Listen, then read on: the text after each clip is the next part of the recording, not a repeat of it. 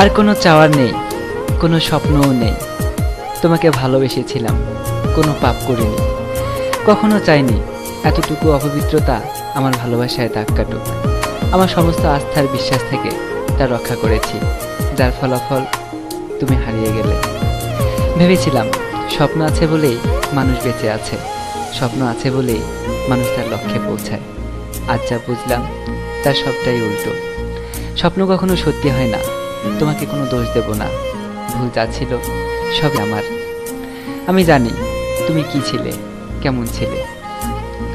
তবে আমিও কোনো ভুল করিনি, কারণ আমি জানতাম তুমি যে সুখের ঠিকানা খুঁজেছিলে সেখানে কোনো সুখ ছিল না, ছিল বুক ভরা কষ্ট।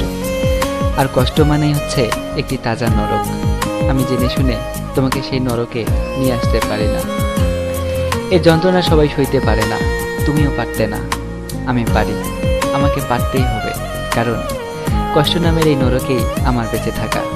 কষ্ট সে যত বড় নরকই হোক না কেন, এর পরিধি, এর গতিবিধি এবং আচরণ আমি সব বুঝতে পারি। আমি জানি তুমি এটাই বলবে, আমি ধোঁকাবাজ, বেঈমান। কষ্ট হলেও সয়ে নেব, কারণ এটা আমার প্রাপ্য। আবেগে গা ভাসিয়ে দেওয়া যায়, কিন্তু খুব বেশি ধরে রাখা যায় না। যখন মুখ থুবড়ে পড়ে যায় তখন নিজে থেকেই এর কষ্টটুকু অনুভব করা যায়। আর এটাই হচ্ছে সেই নিষ্ঠুর বাস্তবতা।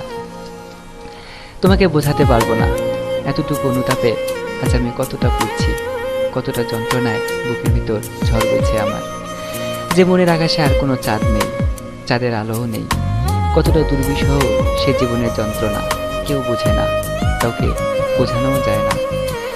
যা একটি মানুষের পক্ষে সয়ে যাওয়া নিতান্তই কষ্টের। মাঝে মাঝে মনে হয় আমি হয়তো মানুষই নই, একটি যন্ত্রের পুতুল মাত্র, যাকে মানুষ রোবট বলে। আমি এরকমই একটি রোবট, যে আমাকে চালায়, আমি তার হুকুমের গোলাম মাত্র।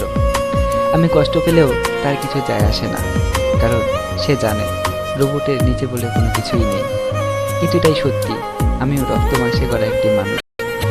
আমার একটি মন আছে, কষ্ট পেলে কাটার জন্য দুটি চোখও আছে। তবুও কেউ বুঝলো না, আর কাউকে বলবো না, কোনো দিন না। আমার কষ্টের এটি কথা। যদি কখনো এই কথাগুলো জানতে পারো তাহলে হয়তো আরো বেশি ঘৃণা করবে আমায়।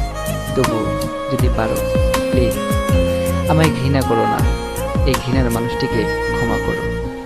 ভুলে যাবে জানি, এই কথাগুলো শুনে যদি মনে পড়ে যায় তাহলে মন থেকেই মুছে ফেলো।